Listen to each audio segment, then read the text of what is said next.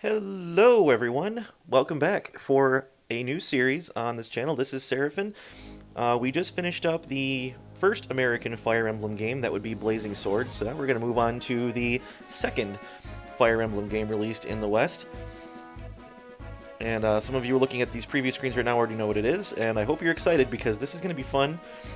It was a toss-up between this or another Fire Emblem title in the series. I decided I'm going to do them in sequential order, like in the order of their release in the West. So this is the next one. I guess that helps you figure out what the next handful are going to be. But at any rate, this one has a very special place in my heart because it is it's a nice opener to the series, I think, if you've never played one. But I'll get more into that once we get into the game proper. So this is Fire Emblem The Sacred Stones, and this is Fire Emblem 8 in Japan. The 8th one that they got, only the second one that we got. This one is a little bit on the easier side, probably in the same vein of what we saw with Ellawood's Quest in Fire Emblem 7, so it's not going to be overly challenging. Even on hard mode, it's not all that difficult. And there's a lot of opportunity for grinding and just abusing a lot of skirmish maps and all that kind of stuff, so it's the kind of one that you'd want to try if you're new to the series and you're not sure how to play, and you want to take your time, take it easy, do things the right way. So this is a good place to start. I know a couple of friends of mine who I got into this series started with this one. Notably, Tenzuka, that I play some games with on this channel, I got him into Fire Emblem with Sacred Stones. And he's gone on to play Awakening, he's gone on to play Fates. I don't know if he's played anything beyond that, but it's not really his cup of tea, so to speak. I mean, he does enjoy them, but it is my cup of tea, certainly. So moving on, we're just going to play normal difficulty. That being said, I am not going to be doing any unnecessary grinding. There are various different methods by which you can abuse enemy experience and get your guys to like god level tier. I will not be doing that. I will just be playing through the game at the proper pace, just going from one mission to the next. If there are any enemy skirmishes in my way, I will take the time to do those and clear them out, but I'm not going to be going out of my way to gain some extra experience or gain some extra items just for the sake of doing it. You really don't need to. The game's not hard enough to warrant you having to grind out stuff like that. So this is the intro here, talking about the hero Grotto and his warriors used sacred stones to combat evil's darkness. So, long ago, they defeated this ancient monstrosity known as the Demon King, and we were playing on the continent of Magvel. And Sacred Stones is a little bit unique in the Fire Emblem timeline in that it is a standalone, like, mini universe, I guess. So, the continent of Magvel is not referred to in any other Fire Emblem games in the series. This is the only one where you play on this particular continent. Whereas all of the other ones are connected in some way to at least one other franchise. This one, I guess the only exception to that is Fates, but Fates has 3 different games, technically speaking, so... At any rate, here we have the continent of Magvel. 800 years of quiet peace reigned. So at one point what happened was this Demon King in ages past kind of like sent all these evil monstrosities over the place and, just causing havoc and killing people and whatnot. And the heroes of old used these magical devices called the Sacred Stones to banish away the Demon King and drive him away. And it's been about 800 years since that time. And we have nations built around these Sacred Stones as a result. So here we have the first one, the Kingdom of Renee, ruled by Fado, I'm not sure how to pronounce that, but he is the warrior king. You see he's wearing very heavy general armor there. Moving on, we have the northwestern country of Frelia. He's referred to as the Sage King, which is weird because he's covered in plate armor, and also he's not actually a sage. Moving on. Then we have Johanna, which is an entirely desert nation, I believe, or mostly at any rate. Queen of the White Dunes, Izmir, yep. Up on the northeast here we have the Theocracy of Rouston. So we have the Divine Emperor Mansell. He's referred to as the Pontifex in a lot of cases, so he's basically the Pope of this particular world, if you can think about it that way. And then we have by far the largest nation to the far south here. We have Grado, not sure how to pronounce that one either. Ruled by Vigard, the Silent Emperor. And those are the 5 Sacred Stones nations. So there are 5 Sacred Stones in total. And then we also have this one little merchant republic of Carcino here that's not a Sacred Stones nation, but it's this little like free trade union kind of deal if you want to think about it that way. They don't have a king or anything. They're ruled by like a council, I believe. But we'll get to there at some point. Tales of past conflict have drifted into legend. That's nice. Something else that they mentioned with regards to the Sacred Stones, too, is that every Sacred Stones nation has a couple of sacred weapons associated with them. Those are referred to as the sacred twins of that nation. So, for example, there is a pair of weapons that belong to Renee, a pair that belong to Frelia, Grotto, so on and so forth. So all told, there are 10 sacred twin weapons. And those are basically the legendary weapons of this game, and rather than waiting to get them until the very last possible minute, like we saw with the end of Blazing Sword, we actually get those periodically throughout the game. We will not be getting them, you know, all at the last minute or anything, which is nice because it actually gives you a chance to use them. So here we're learning that Grotto launched a surprise assault on the neighboring country of Renee without warning. And Renee is caught off guard and unfortunately is not able to resist adequately, and they kind of get trounced. Grotto is certainly the largest continent. I believe they're also, or not continent, but country. They're also the most powerful militarily, I believe. So they just kind of steamroll their way into Renee. And here we have King Fado's son. This is Prince Ephraim. Prince Ephraim is one of the 2 main characters in this game. There's not 3 this time, there's only 2. Looks like he's gone missing because he went out to meet Grotto's forces on the front, and we haven't heard from him since. And here we have Grotto's momentum carries them straight to the castle itself. It is inevitable that Renee will fall. That's a little dire. It's true, but, you know. So this is the prologue, the fall of Renee.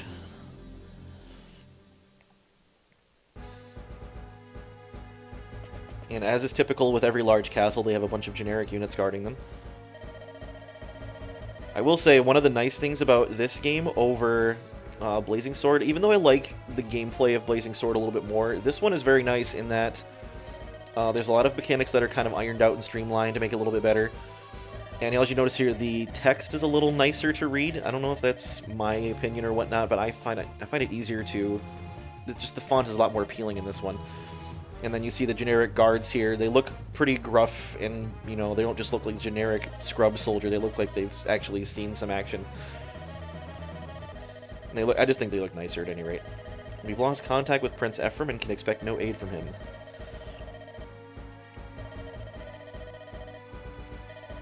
And the king just says, lay down arms and surrender, because there's nothing we can do.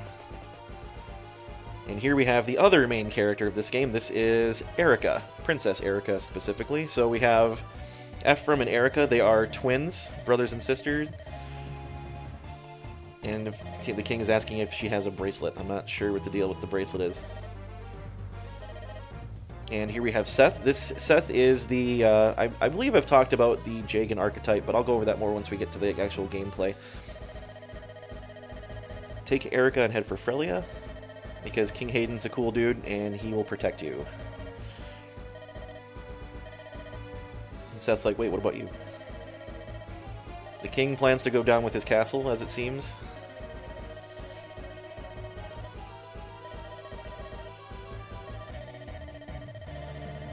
Sorry, the text speed's a little slow. I haven't had an opportunity to speed it up just yet. So this is him lamenting, like, did he do something wrong? Like, what's wrong? Like, why did they invade us? And Erica's like, please come with us. Don't stay here. Seth's like, nope, we're getting the heck out of here.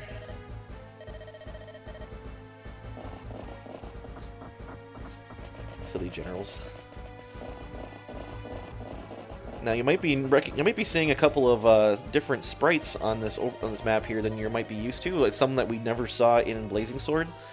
That is because there are a handful of brand new classes in this game, as opposed to the last one. And we will get into that as the time approaches.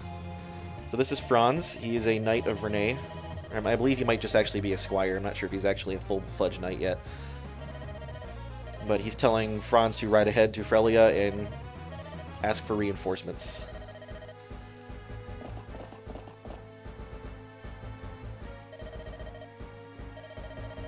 And something's coming after them, so Seth's like, nope, get behind me quick. And here we have one of these new classes that I just mentioned. And we have this creepy-looking fellow.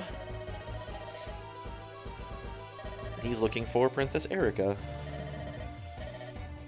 Oh, dear. Seth's like, nope. And here we have Valter, the Moonstone, one of Grado's generals. I believe there are 6 generals all told. You're a corpse who does not know he is dead. That's a pretty great line, actually, if I'm not lying.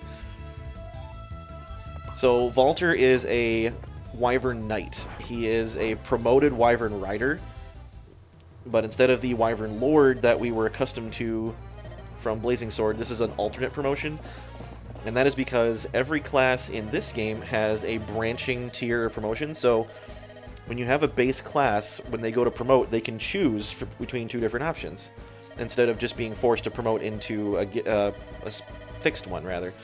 The exception to that is the lords themselves, Erica and Ephraim. They do have promotions, but they're linear. They do not get to pick. But every other class in this game has the option to pick which one they want to promote into, which is pretty nice. If we've made it this far, we've surely earned a moment's rest. Well, you say that, but...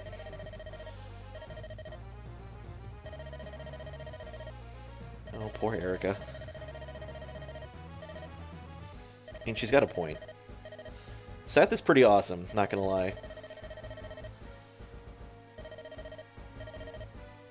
See, they talk about how grave of a wound that Seth took here, and yet he's just like, nah, it's fine, we'll keep going. And they never address it after the fact, so apparently it must not have been all that difficult of a wound, otherwise he might actually be dead. We must press on to Frelia. As he's just bleeding the entire way. We've heard nothing of Ephraim for days, and we don't know how the heck your dad's doing. Yeah, we hope so. Yeah, let's worry about Erica right now, because she's the only one that's here.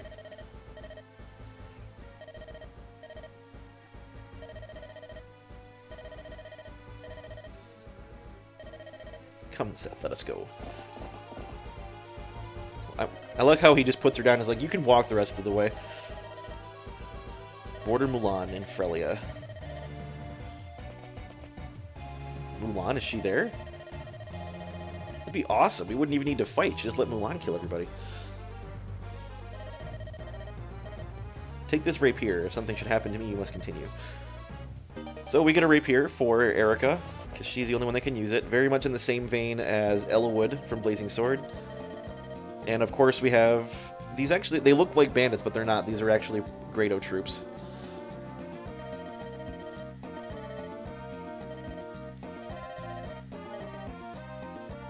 My brother has taught me something of swordplay, which is ironic because Ephraim doesn't actually use the sword, by the way. But that's okay. At any rate, let's talk about the units we got here. So we have Erica. First and foremost, she is one of the 2 main lords, as I said. She is a generic lord class, much like Lyn or Ellawood from Blazing Sword. She starts with a rapier, which is identical to the one that Ellawood had, so it's, you know, a little bit stronger than a typical iron sword, and only Erica can use it. And again, we have a mistranslation here. It says effective against infantry. What it actually means is effective against armored units and cavalry. So she can lay some hurt down on armored knights as well as horses. I don't know why they didn't bother to fix that translation from one game to the next. Although, given that this one only came out about a year and a half after Blazing Sword in the West, I guess they just didn't have time, or the localization team didn't care, or didn't think it was a problem. But at any rate, so it's the same thing as Ellawood's rapier from the last game. She's got a vulnerary with her, obviously, too, just in case. She's pretty good. She's kind of like a mix between Lyn and Ellawood, almost. I'd say she's more like Lyn than she is Ellawood. She's very fast. You see she starts with 9 speed, which is pretty great. 8 skills, not too shabby either. Only 4 strength, though, so she's going to have a hard time landing kills early on in the game, and her defenses are pretty garbage, too. Her luck will be very exceptional by the end of the game as well. Khan's not great either, but she can use an iron sword and not be weighed down by it, just like Lyn. So again, she's kind of like a combination of the 2. She's not bad by any means, but she takes a lot of babying early on. And then we have Seth, who is the Jagan archetype of this game. So if you didn't watch my Blazing Sword playthrough, what that means is every Fire Emblem game, just about, I think there's very few exceptions to this, has a character that you get very, very early on, usually in the first chapter, along with the main character, that is referred to as the Jagan archetype, because in the first Fire Emblem game, there was a character named Jagan, who was a pre-promoted paladin. So that's the same thing with Seth here. He's a paladin already, he's level 1. And he comes with A rank in swords and lances, and he also has a silver lance and a steel sword. You'll notice, however, paladins can no longer use axes in this game when compared to blazing sword, so they don't get to have those anymore. It's probably for balance reasons, because paladins were just ridiculously broken in blazing sword. So they decided, you know what, we're going to take one of those weapons away. And actually, they did do something with that to balance it out, but I will show you that when we get to the proper time. And then we have, you see Seth here, he's a level 1 paladin, but his stats are pretty darn great. I think the maximum for a paladin for strength is like 25, so he's already more than halfway there.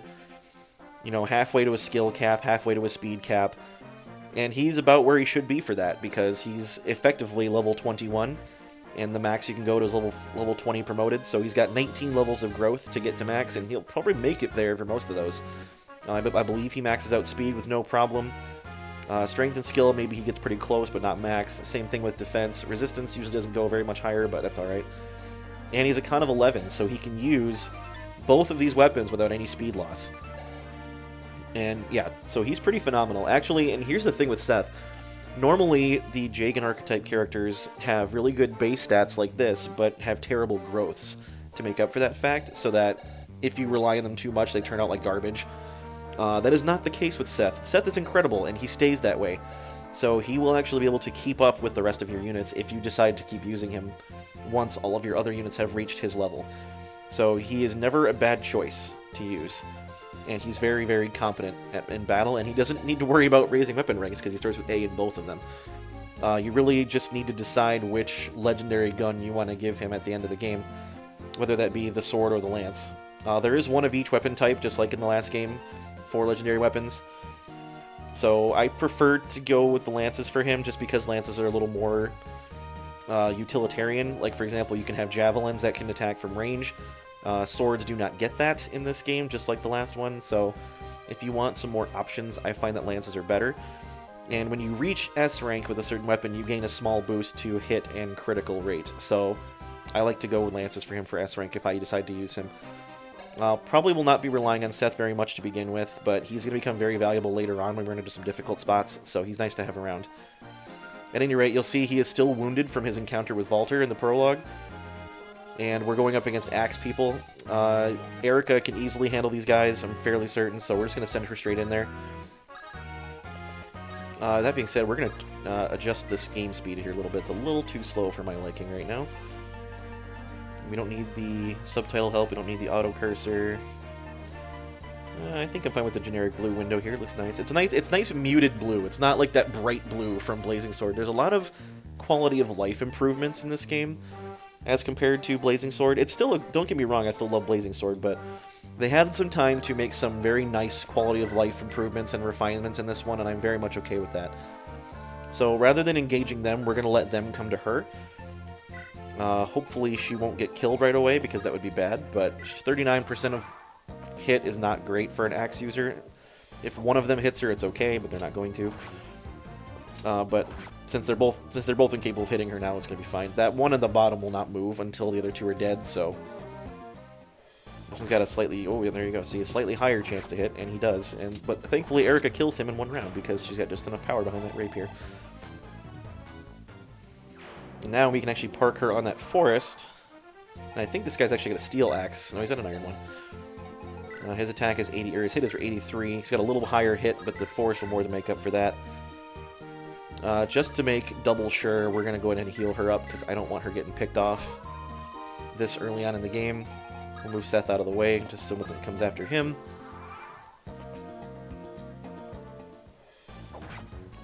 Really? That's not okay. Really glad I healed her up this time, then. Yeah, so that other boss brigand should come after her now. I believe. Don't quote me on that, but... well, tell you what, we'll move even closer to him and heal up again, just to make sure. Something I've learned about playing through this game a few times is not to take as many risks, only because, well, you saw what happened. It's very possible to get hit even at such low percentages like that. Which is especially impressive when you consider that this game uses something called True Hit, which I believe I might have discussed in Blazing Sword, but for those of you who weren't around for that, I'll go over it again.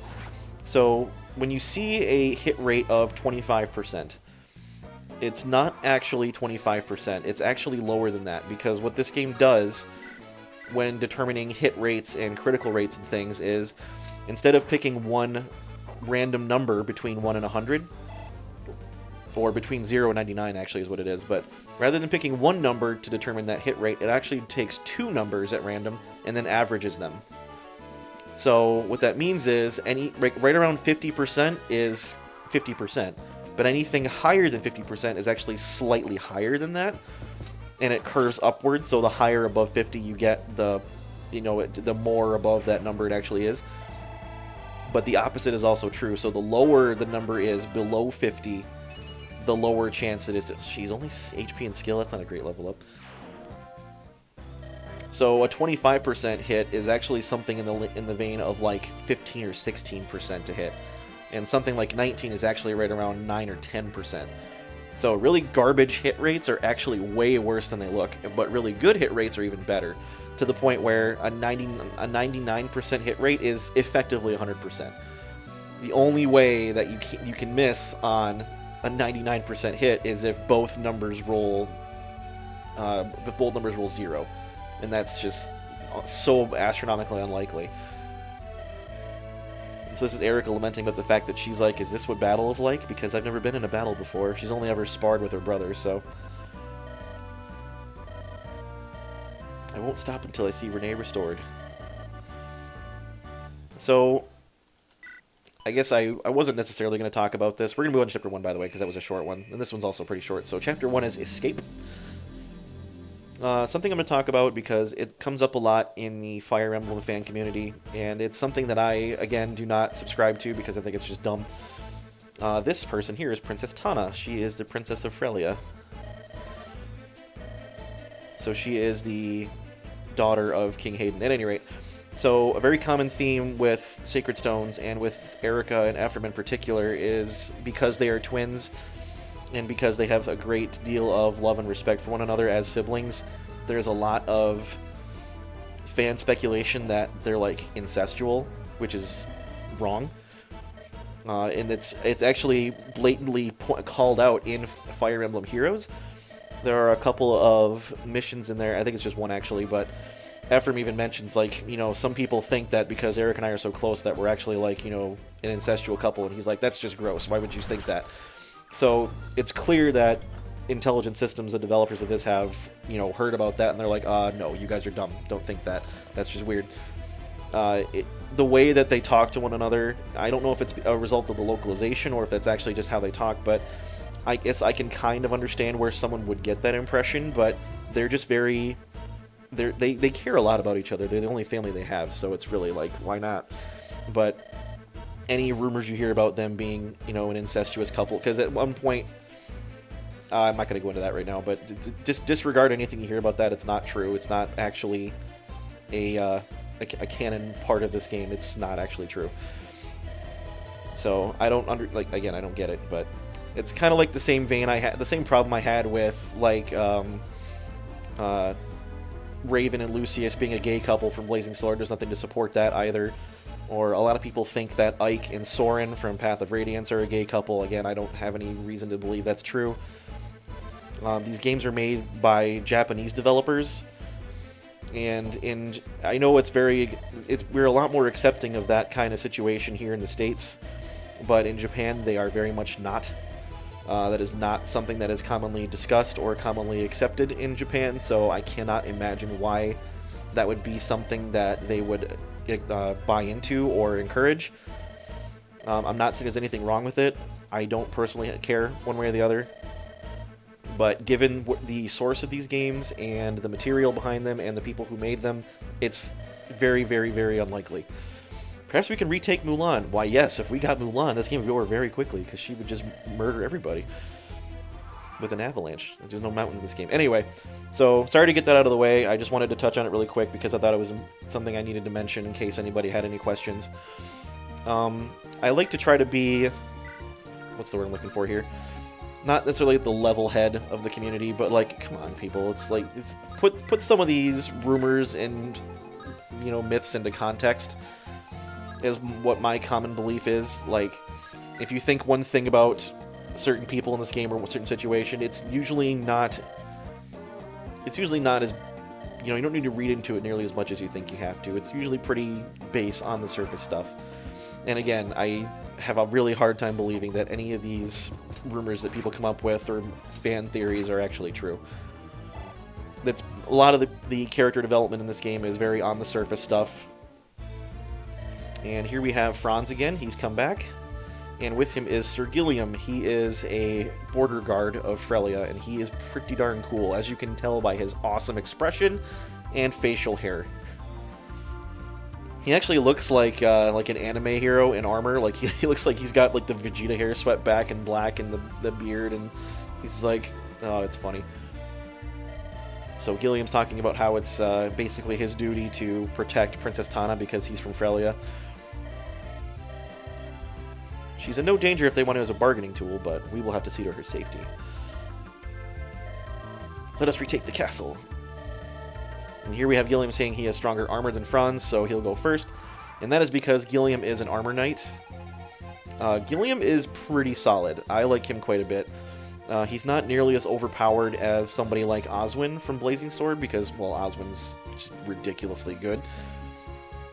That being said, he comes at level 4. He's already got C rank in lances, which is pretty nice. So we can use steel and even the killer weapons once we get them. His strength and defense are pretty solid. He's got 14 constitution, so he's not going to get weighed down by anything, really. 3 speed, though, so he actually is incapable of hitting more than once right now. Because in order to double hit somebody, you need to have 4 more points of speed than them, so even if somebody has 0, he still only has 3 more than them. So until he levels up and gets speed at least once, he will not be doubling anybody. But he's an armor knight. They generally don't do that anyway. That being said, out of the available knights generals you get in this game, of which, again, there are only 2, I would make the argument that Gilliam is the better one. So he'll probably be sticking around for quite a bit. And then we have Franz. He is a cavalier. As you all know, cavaliers are amazing in this game. All of the ones you got in Blazing Sword were great, with the exception of maybe Isadora. You only get to see one of them in action, really. I guess technically 2, because I used Kent and Sane a little bit during Lynn's story. But Franz is actually one of 3 Cavaliers you get. He is arguably the best one. And that is because at level 1, his stats are amazing. 7 strength, 7 speed, 6 defense as a level 1 Cavalier. And 9 constitution. Not too shabby. He's got an Iron Lance and an Iron Sword with 2 vulneraries. Because, you know, reasons. He's like Kent, basically. E in swords, D in lances. But he's very, very good. His speed growth is astronomical, to the point where he will certainly cap that before he promotes. His strength, skill, and defense are all pretty good. They're not, like, super fantastic or anything, but his speed is by far his best trait. And he's a cavalier. They're very quick. They're mounted, so they're nice. So we're going to send Gilliam in and soften this soldier up real quick. Also, Gilliam's color palette is awesome. I love that deep green, almost bluish green color to his armor. It looks really, really cool. Certainly a lot more appealing than the really weird burnt orange that Oswin had, or the just the solid gray that Wallace was from the last game, but I like it quite a bit. And we're going to give Franz as much experience as we can, because he's one we wanted to get leveled up as quickly as possible. Erica will be okay, I think. We're going to put her on this castle, actually, and go to town on this here bandit. Or fighter, actually, is what he is. He's not a brigand or a bandit, he's a fighter. Because, again, we're not actually fighting bandits right now. We're actually fighting legit Grotto troops. And she already gets a weapon level increase. So I believe that puts her at D rank. Yep, sure does. And, again, we're going to get Seth the heck out of Dodge here. Because I don't need... Actually, you know what? Why don't we put his sword on?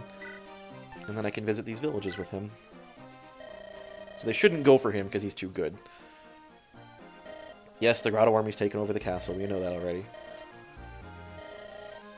The gate heals wounds and provides defense, just like these forts do. We'll put Seth over here in the other village, too. Alright, so those fighters should both go for Erica because she's frail and weak, and if they hit her, then she might be in trouble. But considering her ability to dodge their attacks on that fort, she's not going to be in any trouble, really. Level 3, let's get some... Oh, come on. Skill and resistance, not great. Oh, she got speed last time, not skill, I'm sorry. That one will go for Gilliam, actually. Put a decent little dent in him, but he'll finish him off. So that's the thing with Gilliam. He's more akin to what you should be seeing in Armor Knight at level 1, or at an early level, because, well, Osmond was level 9 when we got him, so he was already pretty beefy and impossible to hurt. Gilliam's a little more reasonable. He's level 4. And here we have some more reinforcements coming from the back. Stragglers from Renee. Don't let them get away. Well, there's not a whole lot you can do about that. So let's we'll have Franz go in here and finish off this soldier. And that fighter will more than likely come after him, which is fine. That other soldier might too, right near the castle there, which is also fine. And then we will put Gilliam in the way here. And we'll have Seth visit this village. That knight was wearing the finest armor he's ever seen. I'd wager a good rapier or armor slayer could get through it. Well, you're probably right about that. Franz and Seth actually have a little field conversation they will have if they talk to one another during the fight, so we can see that real quick. Yep, soldier's going for Franz, which is fine. He can take the hits and retaliate, double this guy, and kill him in one round. Because Cavaliers are awesome. Well, soldiers actually... It's not because Franz is awesome, it's because soldiers are awful. They have garbage stats, they're really slow, everybody doubles soldiers except Gilliam, I guess, but... Gilliam should not get doubled by this guy. He's not quite fast enough. And that will let Franz finish him off. You know what? I could... Nah, that's alright. I'll let Franz finish him off. I want to get him a level up and see what he does. Alright, give me a good Cavalier level up. Strength, speed, skill, defense, that kind of deal. Or, you know, a point of strength. I guess I'll have to deal with that. Erica is going to be able to tank both those fighters pretty easily, I imagine, but just in case, we're going to park Gilliam here in the forest. And we'll have Seth talk with Franz, because they're best buds. Actually, Seth is his commander-in-chief, so... General Seth, I'm sorry, not commander. I guess Franz actually is a knight.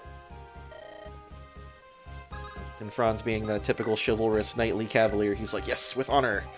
Of course. Moving on, let's let these fighters come after Erica, and she will brutally destroy them. In fact, she one-rounds this one. If she would get a point of strength, that would enable her to more reliably do that, but at the moment it's a little bit kind of shaky, I guess. The soldier might hit her. No, maybe not. Oh, she crits that one, which is cool. And then she'll probably level up from killing that other fighter. Or the fighter will go for Gilliam. I guess that makes sense. Got triangle advantage on him and everything. If you were, just in case, I guess I'll go over some of those tropes again, just because in case you weren't watching the first one. So, a staple in Fire Emblem is the weapon triangle, and what that means is that it's rock paper scissors. It's straight up what it is. But typically, swords will beat axes. You'll see there's a little up arrow on my sword compared to that guy's down arrow on his axe. So swords beat axes, axes beat lances, and lances beat swords. There we go. Strength, luck, and defense. Not bad. And what it means to have a weapon triangle advantage is that you gain a small boost to hit rate. I believe it's 15% hit rate and 1 extra damage. And then if you have a disadvantage on the triangle, you lose 15% hit and lose 1 damage. Now let's spread some vulnerary love around here. And then we're actually going to set Gilliam in front of that knight so he can take a poke at him. I don't necessarily want to let Erica have all of the experience. Okay, he can't crit me, but I have a 1% chance to crit him. Wouldn't that be nice? Can Franz talk to Erica? Yes, he can. Let's do that.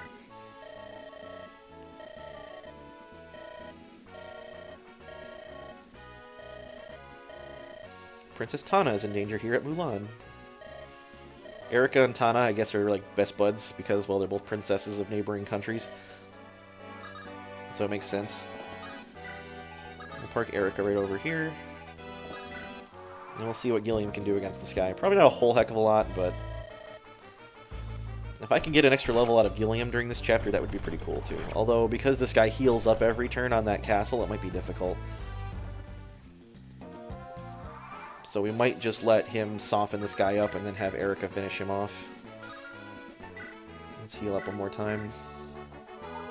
I think he's going to get 2 hit points of healing from that castle gate, if I'm not mistaken.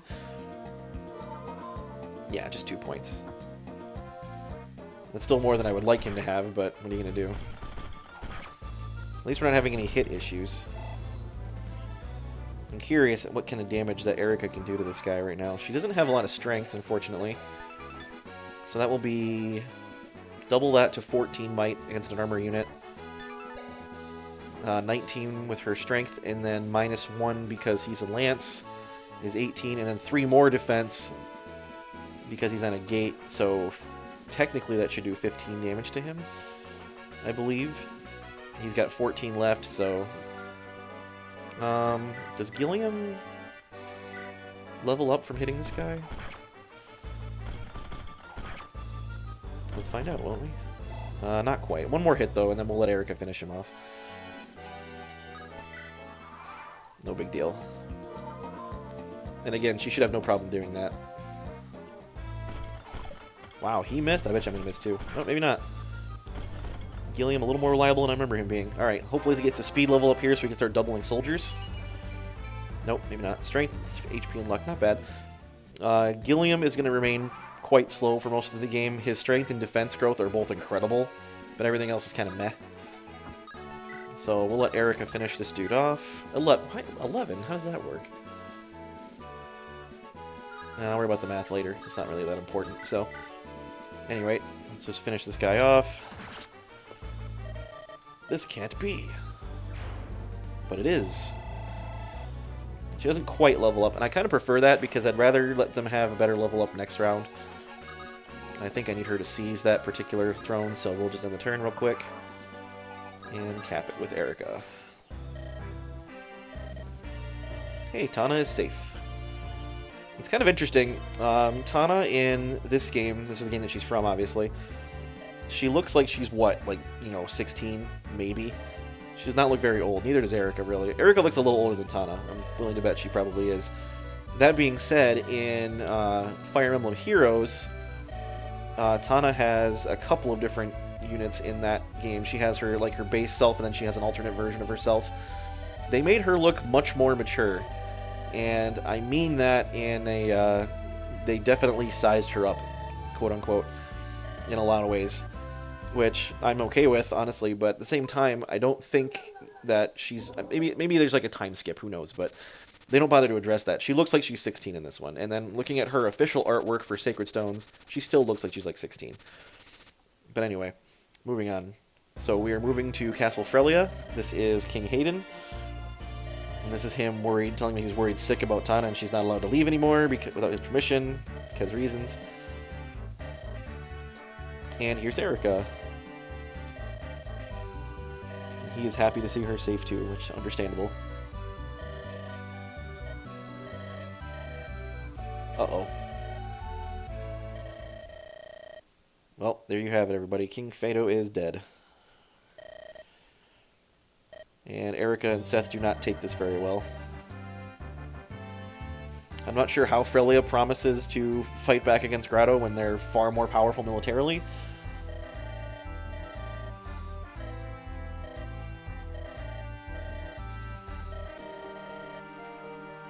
And apparently Ephraim is still out there just, leading guerrilla strikes against Grotto's forces.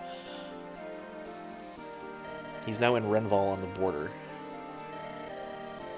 Oh yeah, so Frelia is the northern country of this game in that, for the large part, whenever you hear about Pegasus Knights coming from a particular country, it's always like the frozen north countries. I don't know why Pegasi like being in the frozen north, but at any rate. So Frelia is primarily where Pegasus are from, or Pegasi rather are from. I believe, for the most part, all the wyverns in this game are from Grotto. So Erica wants to go back there and find her brother, but he's like, nope, not happening. Leave the war to the warriors.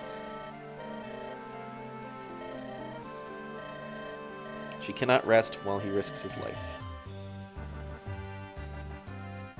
King Hayden's like, nope, not happening. His own son Innes is on his way out to meet the Empire's forces. So Innes is the Prince of Frelia, obviously. He's Tana's older brother. Innes is actually pretty cool. We'll get to meet him pretty soon, actually, but he comes off as kind of a standoffish jerk, but he's actually a really cool guy. I like him quite a bit, actually. What am I to do in the face of such foolhardy determination? So here's Vanessa. She is a Pegasus Knight, and here is Father Boulder. He is a priest, which you may not have seen, actually. And then, obviously, Gilliam, who you have met. These are all of King Hayden's vassals. And they are going to be accompanying us into Grotto territory, because the king's actually going to let us go now, because he's like, oh, okay, fine, you've convinced me after 5 seconds. No matter the obstacles, we'll perform our duty. And then Gilliam's like, yep, alright, cool. Stalwart vassals. They will no doubt prove themselves quite valuable. Well, most of them will. Actually, a lot. All 3 of them are pretty good. Remember, you are venturing behind enemy lines. You will need supplies. I have a supply convoy ready to carry your weapons and provisions. We get a supply convoy after the first level of the game, which I believe is the earliest to ever get a convoy in any Fire Emblem game. Which, you know what, I'm totally okay with. And we get 5,000 gold to spend, which is nice. Here's Tana and Erica talking.